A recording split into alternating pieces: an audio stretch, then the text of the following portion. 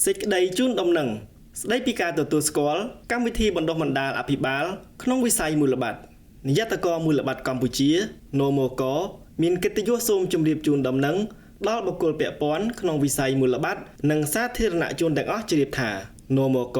បានសម្រេចផ្ដល់ការទទួលស្គាល់ដល់កម្មវិធីបណ្ដុះបណ្ដាលអភិបាលរបស់សភាពាណិជ្ជកម្មអន្តរជាតិនៃកម្ពុជាកម្មវិធីបណ្ដុះបណ្ដាលអភិបាលរបស់សភាពាណិជ្ជកម្មអន្តរជាតិនៃកម្ពុជាគឺជាកម្មវិធីបណ្ដុះបណ្ដាលអភិបាលក្នុងវិស័យមូលបត្រដំបូងគេដែលទទួលបានការទទួលស្គាល់ពីនមកសម្រាប់ព័ត៌មានបន្ថែមសូមស្កែន QR Code ខាងក្រោមសេចក្តីបានជម្រាបជូនខាងលើសូមបុគ្គលពាក់ព័ន្ធក្នុងវិស័យមូលបត្រនិងសាធារណជនទាំងអស់ជ្រាបជាព័ត៌មានថ្ងៃសុក្រ3រោចខែផលគុណឆ្នាំម្សាញ់សពស័កពុទ្ធសករាជ2569រាជធានីភ្នំពេញថ្ងៃទី6ខែមីនាគ្រិស្តសករាជ2026នាយកដ្ឋានមូលបត្រកម្ពុជា